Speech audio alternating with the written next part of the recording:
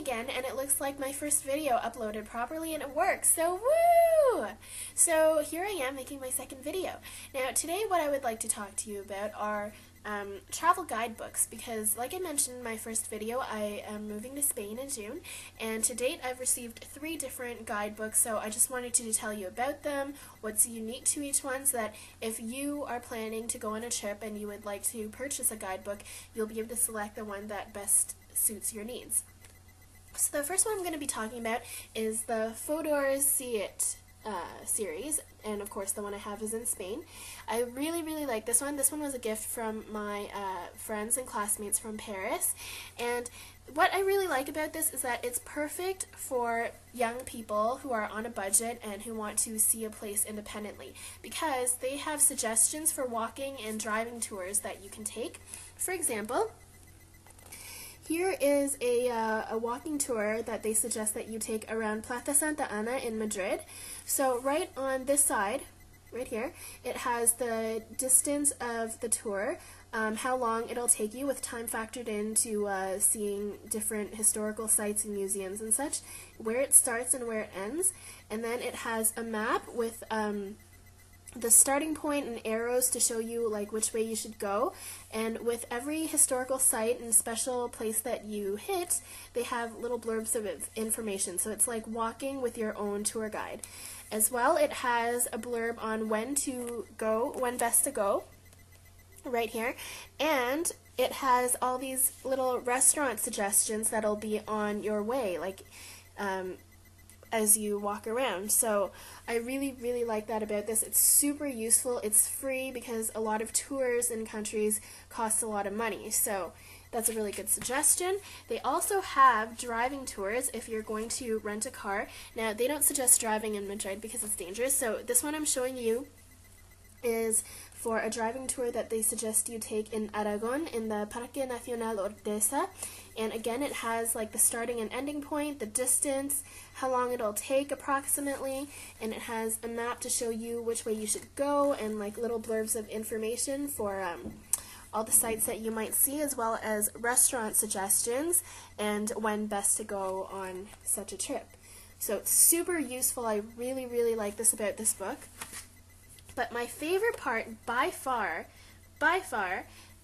is the restaurant guide, and here's the one for Madrid. Now the nice thing about this book is that for every restaurant that they suggest, they have really detailed information. They have, of course, a little blurb on what they serve, as well as the address, the telephone number, the closing time, which is really important in Spain because they really vary, what with the siesta and everything, as well as a subway station, the bus lines that can reach it, and my favorite part, it has the average price for a 2-course lunch and a 3-course dinner, as well as the price of the cheapest bottle of wine, and if it serves tapas or canapes, what prices those start at. So super duper useful and super helpful for people who love to eat like me, who are traveling. So the Fodor See It collection, the series, I highly recommend for people who are young, on a budget, and want to see a place independently. The next one I'm going to talk about is a gift from my students, because I'm a French teacher. So it's the Insight Guide Spain, and it's from the Discovery Channel. And oh yeah, shout out to all my French students. Salut mes chers étudiants, vous manquez beaucoup. And so this one, I really like it because it's got probably the nicest pictures out of all 3. They all have gorgeous pictures, but the paper quality is fantastic and the pictures are gorgeous. And I can show you here a significant portion of the book.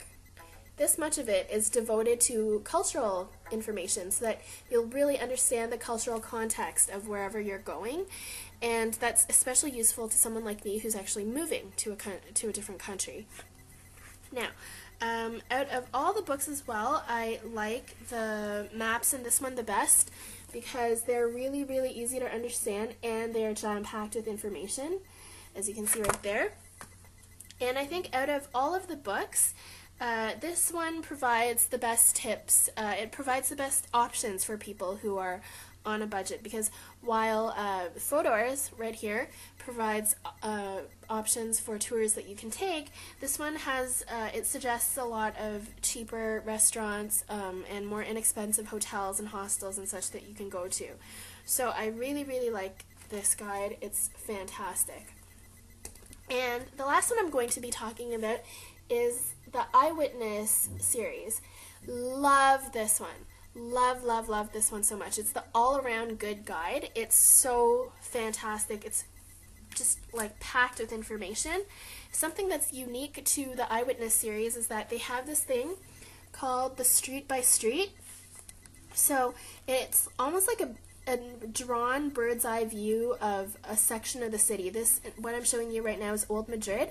So it has, for example, right here, this is the Plaza Mayor, which is the central square of Madrid, and it has like a little arrow pointing to it, and then it has a little blurb and a picture.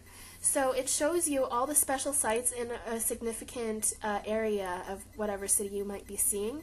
So I really like this.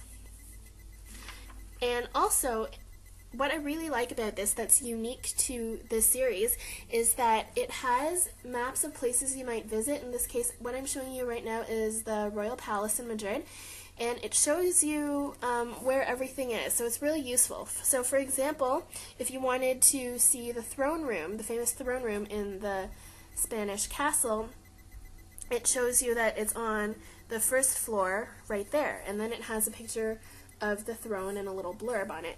Similarly, if you're a huge museum fan, it has these diagrams for a few of the really famous museums, and if you're a huge Goya fan, for example, it shows you exactly where in the Prado Museum the Goya collection is, so that's really useful. And my in terms of like general information, I like this one the best probably. Here is the Tapas Guide, and the Tapas Guide has pictures, which I really like, as well as names of typical tapas foods, and it has the same thing for drinks in Spain that are popular. So in terms of like giving you a general context for the things that you might find in a country, I find that this guide is the best.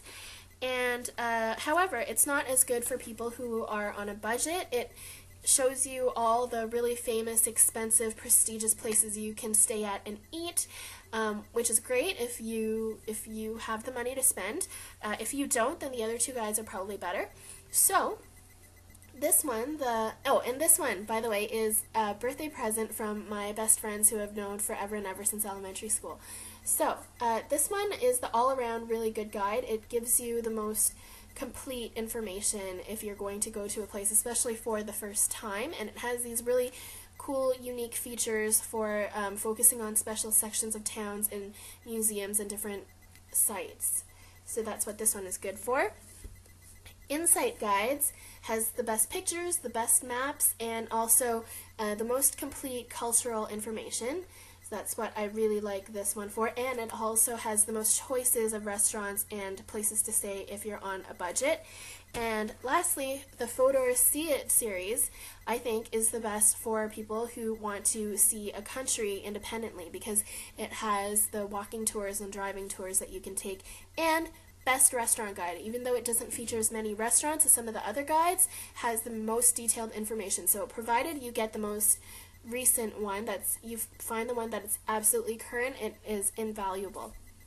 So I love all three of these.